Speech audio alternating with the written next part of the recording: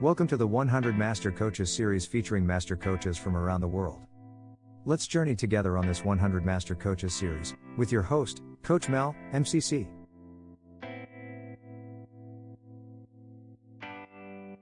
Linda McLoughlin is an award-winning coach and founder of LeadershipWorks, specializing in coach training, executive education, and gender intelligence. Linda is a serving member of the ICF Professional Coaches Board of Directors and is based between Dublin and Dubai. She is co-author of 2 books on leadership and change. Now on to the show.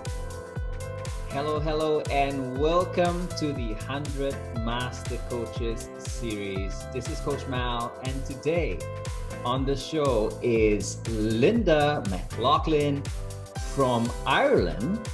But of course, right now she's been in the UAE, in the Gulf, for a couple of years now. So welcome, Linda, to the show.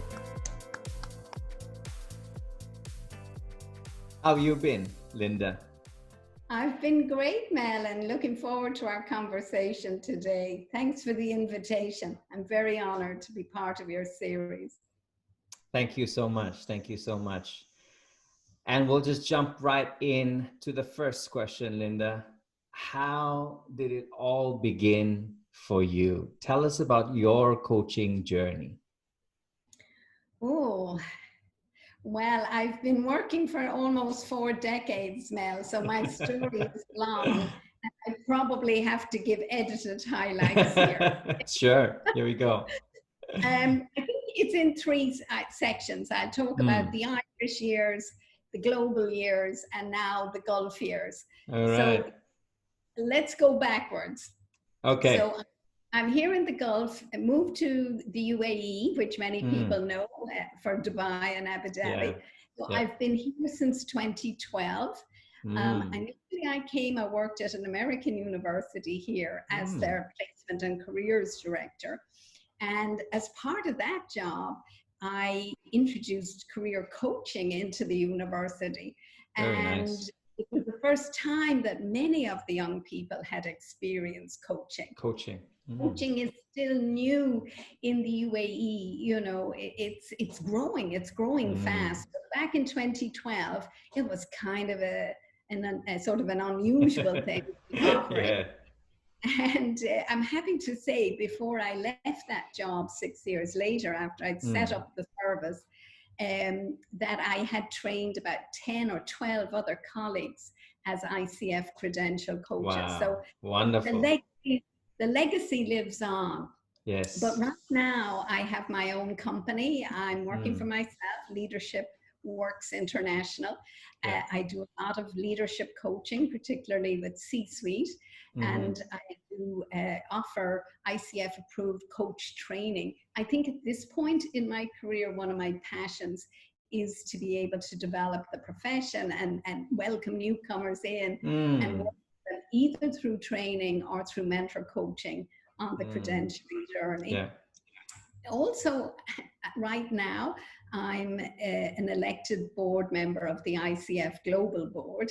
Yeah. So it's very exciting to be able to volunteer and give back to the profession. So that takes up quite a bit of my time, but it's a pleasure and it's always so interesting. If I go back to sort of the very early years, so I'll go from where I am now to the very beginning.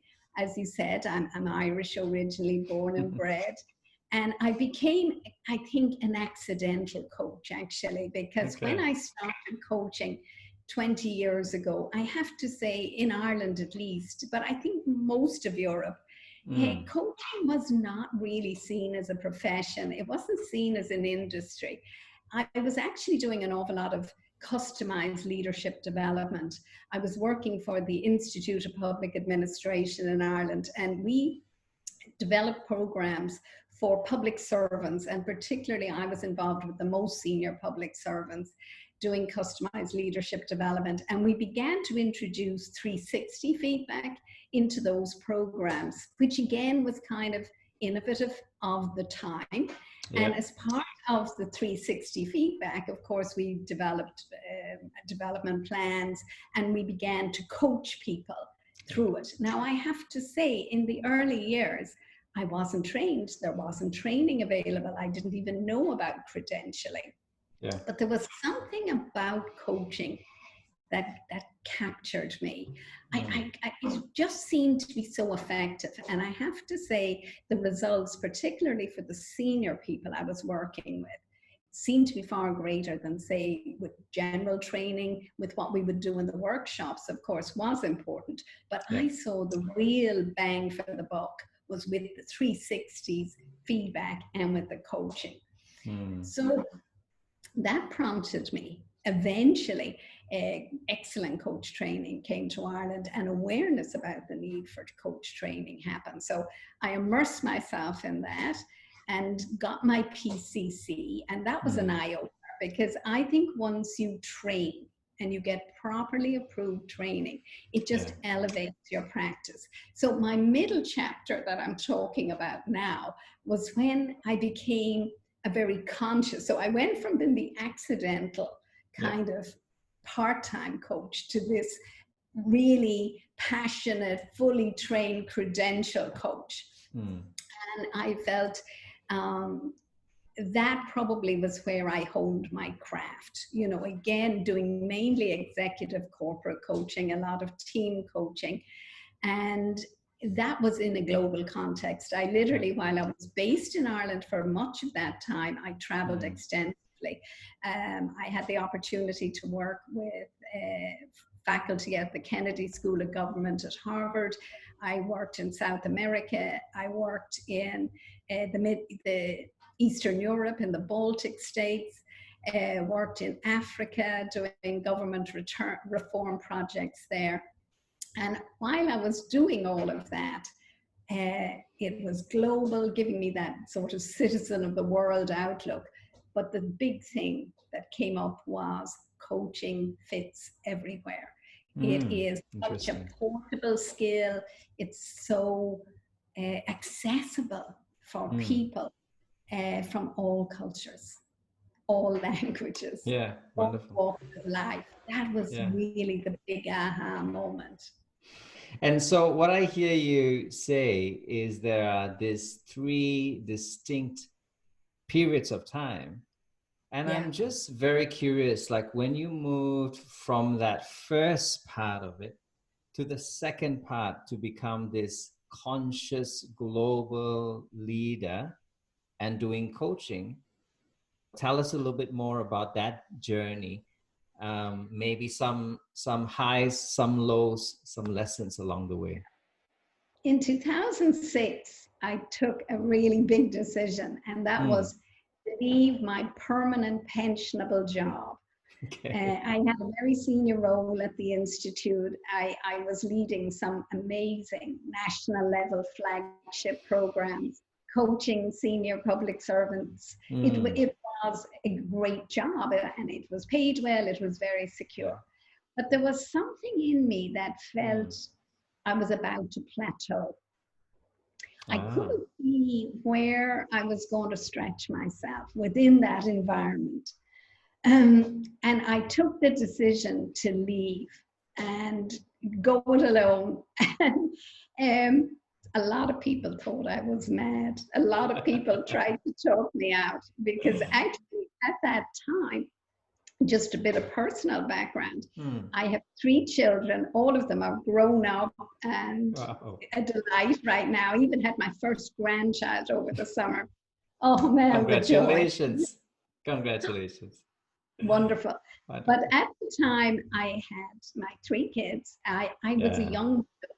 Sadly, my first husband had died of cancer. So, you know, I was the breadwinner in my family. And all that responsibility, but I don't know what it was. Something said, go for it. Now, I was sensible because of my responsibilities. I had deposit savings, and I thought, well, I have this, you know, for the first 18 months if things don't work out. But I tell you, I still have those savings now. I never had. Wonderful. Now, what helped, the day I left my job, I literally had a business card printed, and I had bought myself a laptop, and that was my business. Okay. But it's an interesting thing. I think as coaches, we are our product. You know, like there's a lot of pressure, I think, Interesting. on Yeah. people starting out. They need the website, they need the learning platform, they need to invest, they need the office, you know? Yeah, of course. Actually, our business has very low entry costs, Yeah. which is a positive actually. Mm. And what I found was, obviously in the earlier years, I didn't just offer coaching. While coaching was my big passion, Mm. you know, I was canny enough to know, well, you've got to have a few different hats on and Yes. diversify. So I was offering leadership development training, management development training. I also did some consulting, particularly around organization development. So between the three areas, and actually what happened in a lot of instances, Mel, was that people would say, oh, you know, we have a change project going on and we need to restructure, or we're looking at doing a new strategy. Linda, will you come in and help Yes. us? Yes. They got to know me and they got to trust me. And then I began to tell them, you know, I do this coaching stuff. And they kind of got curious. And so often I brought the coaching business in on Mm. the back of the Mm. other things I was doing. Nice. And that really drove the business. And I also made a clear decision that whenever I was selling training, I always packaged it with a couple of coaching sessions. Coaching. Yeah. Yeah. Very And nice. I sold it to the clients on the basis, this is going to make it so much more customized. This is going to embed your investment. And it, you know, depending on budgets, it might have just been a one coaching session per participant, sometimes 3, sometimes 5. But again, that reached my practice. Definitely. Wonderful. Wonderful. So Linda, tell us, how many official years have you been coaching? I was trying to think of that this morning before I came on. I would Yeah. say either 19 or 20. Okay. And if I may ask you, what would be your top 3 insights for that 19 wonderful years? I think my first insight is really recognizing the humanity in every client. You know, I've had the opportunity and the honor to coach some really senior people, you know, government leaders, sheikhs, you know, heads of EU agencies, heads of global agencies. And, you know, they come with a big title. Yes. And they come with big CVs, you know, Yeah. and they've a lot of knowledge and information. And at one level, that could be a bit intimidating.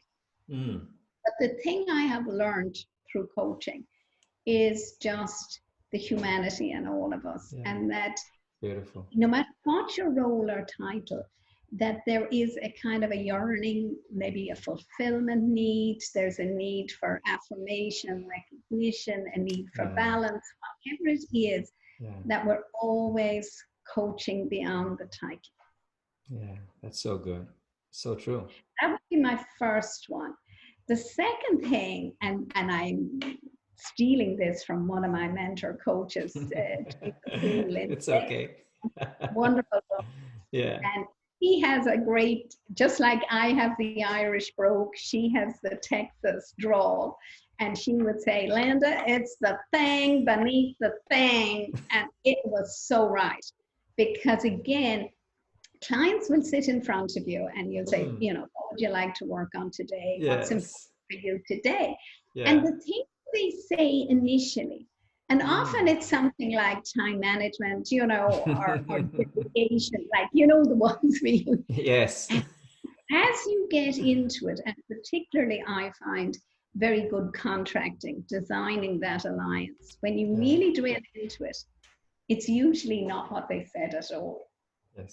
So this is, especially when I'm training coaches, you know, in the beginning, we hear time management or we hear delegation, and they're like little triggers to us, and we're off, and we're into it. the thing beneath the thing. Yes.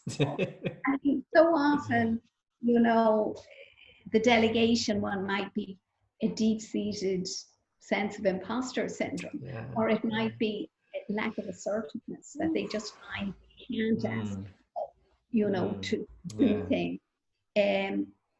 It might be a gremlin in them needing control, whatever it is. That I think that will be my second lesson. Take time, go really into it and get the right thing, coach the right thing beneath the right thing. My third one is probably, I have two extra. One is I think we are the product. I feel as coaches, we are our best product. And so therefore we need to invest in ourselves constantly.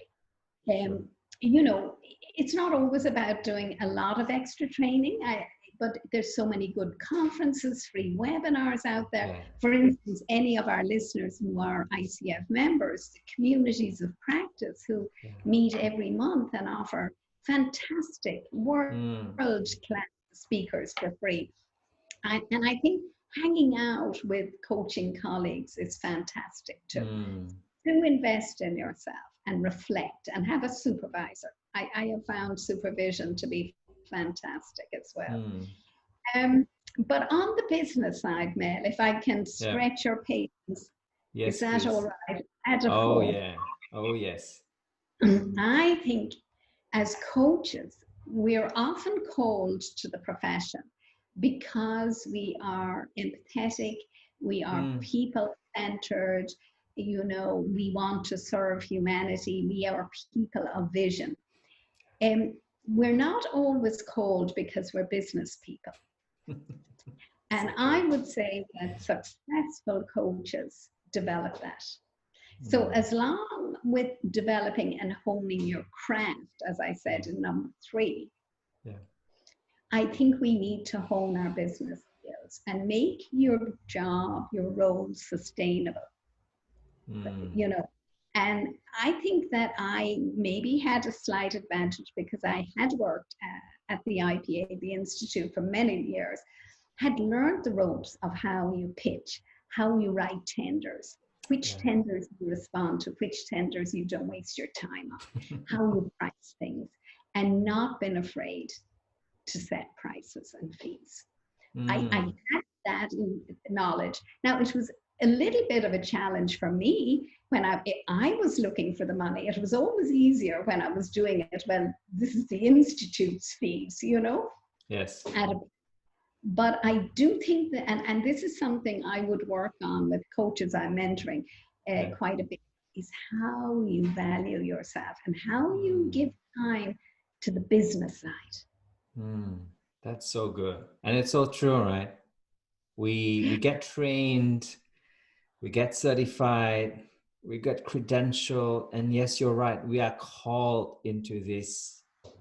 And I've heard some people say there are good coaches and then there are good business people. And then there is the mix in between where there are just okay coaches but very good business people, and vice versa. I do think authenticity is so important, and ethical practice. Yes. I think it's about being both, you know, not getting into spin, not overselling coaching in any way, or, you know, not been that like car salesman about it, but being very professional and business-like while being an authentic, ethical coach at the same time. I'm going to ask you that question where we talked about a bit, which is the courage, right? The courage to step out as you did. Yes. What would be your bravest moment stepping out, being brave?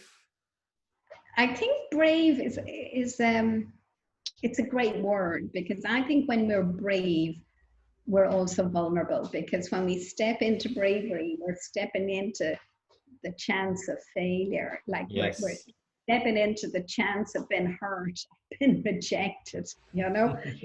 So One maybe I'll share with you, and it's kind of both personal and professional. But I mentioned earlier that my husband had sadly died at a young age of cancer. And I happened to find love another time. And I was at a conference, of all things, I was at a conference in Budapest in Hungary, giving a paper on public leadership, which was a research interest of mine. And I met this other researcher who happened to have a Kiwi passport, Mel, one of your neighbors. And anyway, we got into dialogue and we began to research, actually. We published a couple of books on public leadership. And after years, it did at some point turn into a romance. And then 8 years later, in 2012, we married. So it was a great thing for me to remarry, because, you know, when you've gone through loss one time, it makes you wary. You kind of think, what if this happens again? You know, so that was brave. And then in marrying again, at this time, my children were all grown up and educated. And I thought, you know, let me move to the Gulf. So that was a brave thing. I didn't know very much about the Gulf. I'd been on holidays a couple of times over those 8 years to meet Joe. But I really knew very little. It was a new business environment for me, completely new. And my first assignment there was I moved out and took this job at the American University of Sharjah, which is one of the top 3 universities in the Arab region. And I wasn't an academic. I mean, I was more like a consultant, practitioner, coach kind of person. And I was thinking, oh my goodness, how will I fit in with all these doctors and everybody? And also, they wanted me to set up this career service, which exists, and career counseling, career guidance, even in high school, is not done here typically. So, you know, and getting to know the labor market so that I could organize the internships, the placement for our alums, etc. Huge challenge for me, huge. And I think also working in such a multicultural environment, because remember, I had lived in Ireland for, you know, the first few decades, and everybody in Ireland, like 5 million people, and we're all related, or if we're not related, we're friends of friends, you know. So you hit the Gulf, 10 million people, you know, 200 different nationalities, just the sheer excitement of that. But again, just been brave through that, you know. And then finally, I think in the Gulf years, so my marriage, taking up that first job, and then after 6 years, again saying to myself, you know, Linda, your job is done here. You've set this up, you've trained other good coaches. Time to leave that and go back out on your own. And I went back into my business. And this time it was like setting up a new business, Mel, because I was in a completely different market, you know? And it's just worked out really, really well. It's just been great. Wonderful. Who knows what will happen next? Every brave step that you've taken has led you somewhere beautiful, isn't it? And that's just amazing. Wow. Well, be grateful. Thank you. Thank you. So these many years, Linda, if you ever had the chance to do it all over again, what would you do differently? You know, I think if I was doing it all over again, it would just come out differently, to be honest, because none of what I've done has been planned. I've just seen opportunities, I've been offered opportunities and said, yeah. But I think, the big lessons I've taken from it is be bolder, don't hold back, and step more into abundance thinking. You know, I think abundance where we're not worried about money. We're not worried about work. We're not worried about clients when we kind of, well, for me, speaking for me, I did have those anxieties for such a long time, probably till my 40s, looking back on it. Yes, and something clicked, and I don't know what it was, that I became more into abundance, and that's when opportunities and the right kind of people came into my life. So probably opening up to that sooner. Wow. Opening up to abundance. I like that very much. And, you know, I often hear on one side people say, oh my gosh, there's just too many coaches around. And then on the other side, when you look at the numbers, when you look at the percentages, even with the latest 2020 ICF report, you can see that the majority of coaching is coming out from the Western world, at least for the research per se, which tells me that percentage of growth in other parts like Asia, Africa, or even South America, that this is so huge as market possibilities that could happen if we are just abundant mindset people, open to do things that come our way. Oh, that's wonderful, Mel. I just so agree with you. I mean, I don't think we're anywhere near saturation. Oh, not at all. I mean, the latest report, I think, puts a figure of about 90,000 coaches worldwide. Now, they are within a definition of people who've done some kind of coaching training, but, you know, but even a percentage of those aren't people who work as coaches full time. They're managers use coaching as part of their job, or internal coaches. So I just think the world needs more coaching, and the world needs more coaches, and it's there. Yeah.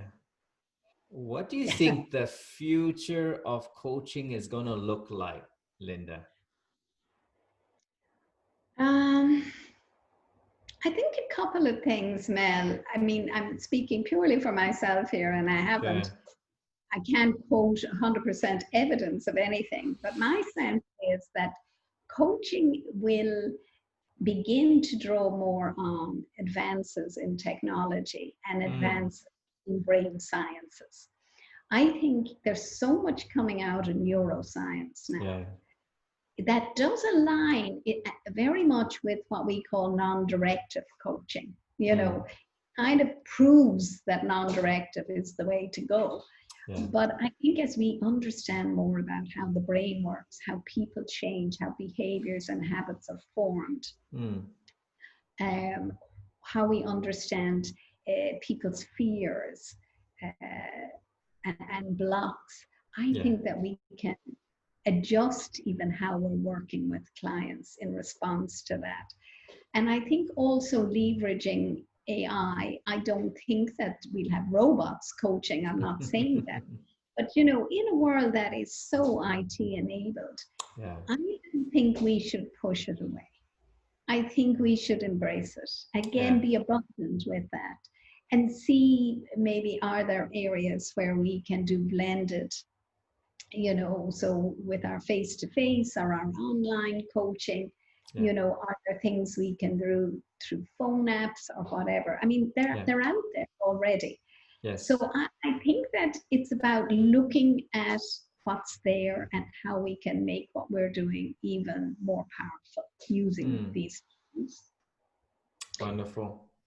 The other thing I think that coaching as a sort of a movement, I think the potential that we'll see coaching espousing, like ICF recently has signed a declaration on diversity, inclusion, and belonging, social justice. So coaches getting behind movements, being kind of a conscience for the world, a conscience for business. And you know, as we coach leaders, I think we can coach leaders into what are they doing for their CSR, for instance. You know, so, you know, it could be coaches for the environment, coaches for social justice. And I think also we are a giving profession.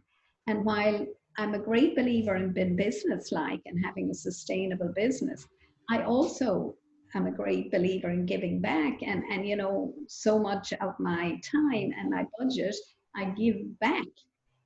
So pro bono coaching, I think that idea will grow. So, you know, coaches as a movement, coaches with tech, coaches with more neuroscience informed.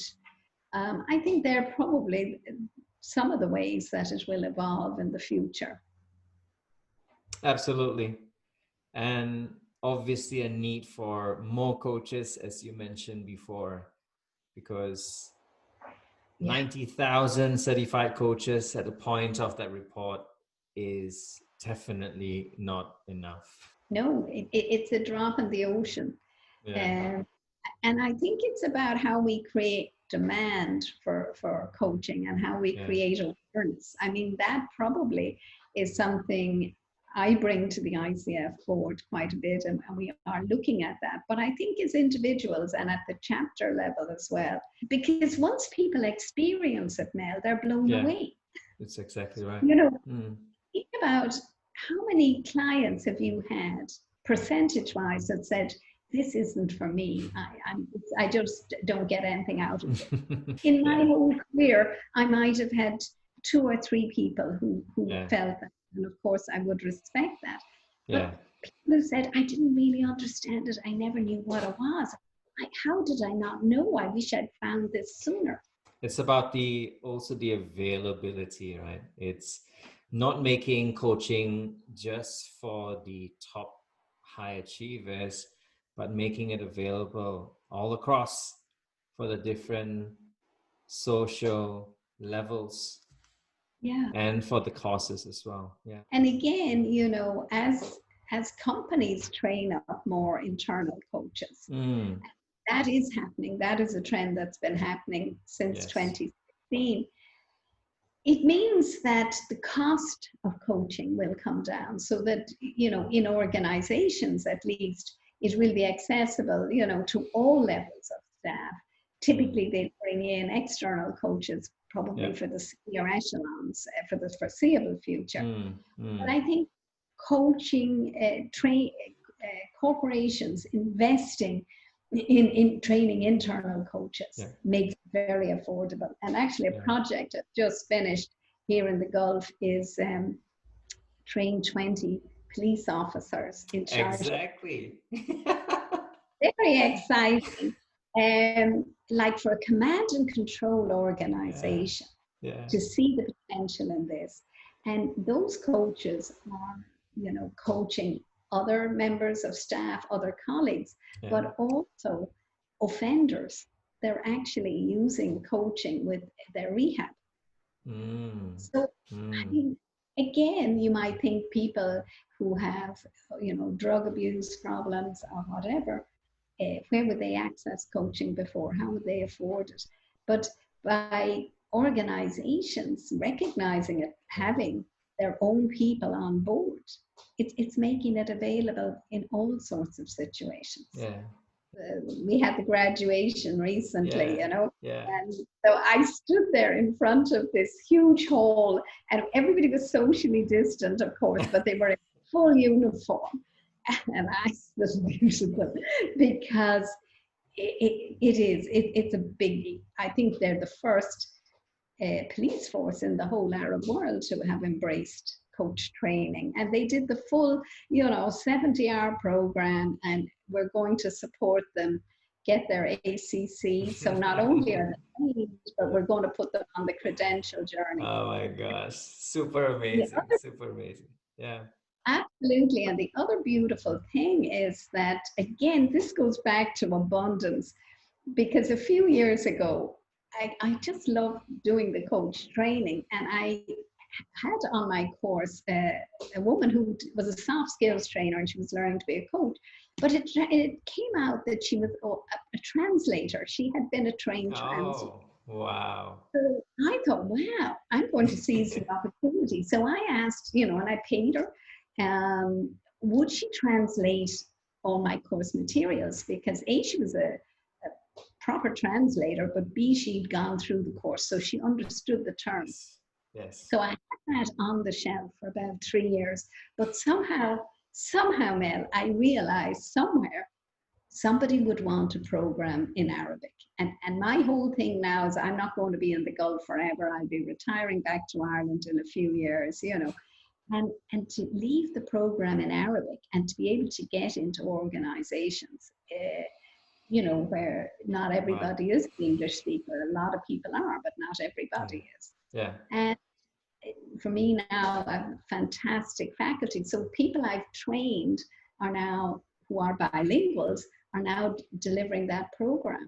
So it just has worked on so many. And that helps with the reach, right?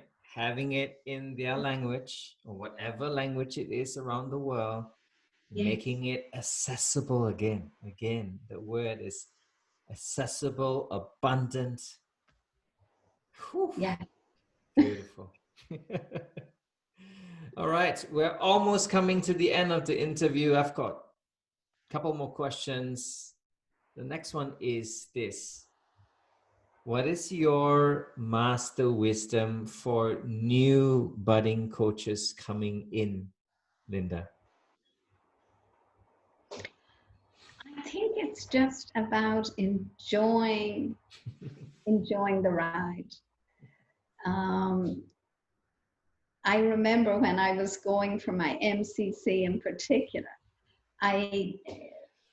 initially I thought I just need to do these 10 mentor coaching sessions and then I'll be ready to apply. You know, I've all the other bits done. And I just do find this right, these 2 right recordings. And in a way I was coming at it very pragmatically. And then when I got into it and I began reflecting and I began listening to myself and I began getting feedback from my mentor coaches, I just realized, you know, this will take as long as it has to take. And I think I ended up doing 20 mentor coaching sessions and I ended up having 4 different mentors because I was just getting so much out of it. Yeah. And I thought, you know, just sometimes enjoy that process, learn from the process, and let go of the result. If you know what I mean. I think when I started, it was, I'm the MCC, give me the MCC, you know. Yes. So excited. Yes. I was just so still in there. Enjoying the process and yet taking one step at a time, learning, growing, and then again enjoying the process. Absolutely. Yeah. Focus on the growth rather than the result, I think, if I was to put it in a nugget. Beautiful.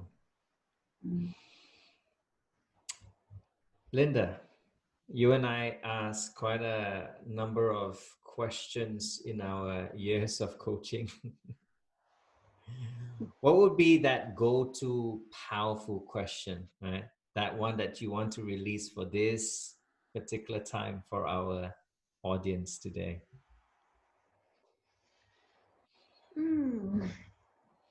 I think that probably our audience are fellow coaches.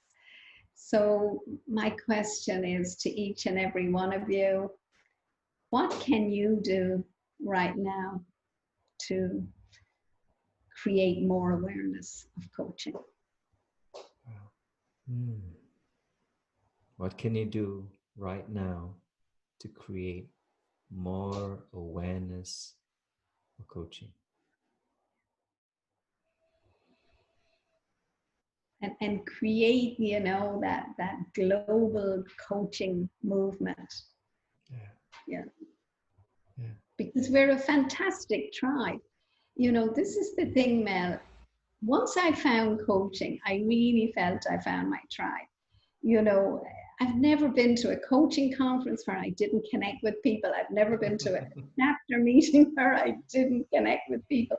And a friend of mine in Ireland calls us the hugging profession because we're always, we're just so open to other people. And you couldn't find a better tribe.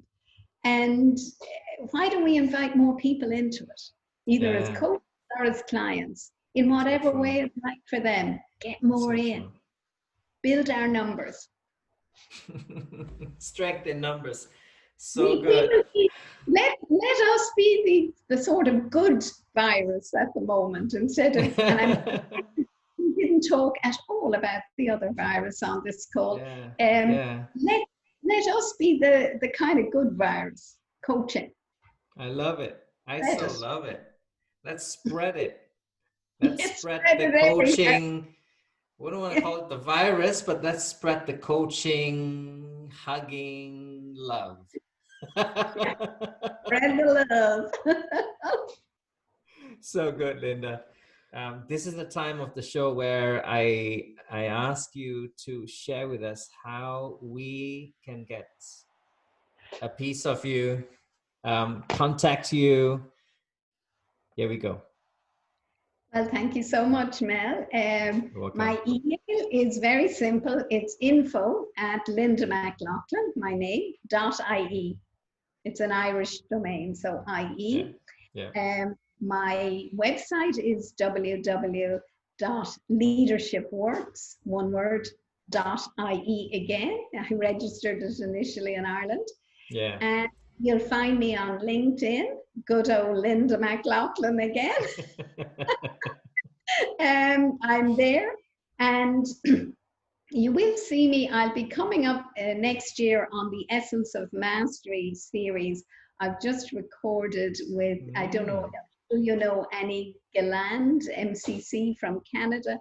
She's been running the Essence of Mastery series for about 4 or 5 years now. Nice. And I've just recorded a whole session around coaching in different cultural contexts. So people are interested in listening to me again, that'll be coming out. My online coach training, mentor coaching, if anyone's interested in finding out any more about any of those things, or just even having a conversation. I'd be so happy for that. Thank you. You've been so abundant in your sharing. I just want to say personal thank you for being on the show. This is the 100 Master Coaches series. I'm Coach Mel with Linda, signing out, saying catch you on the next one. Bye.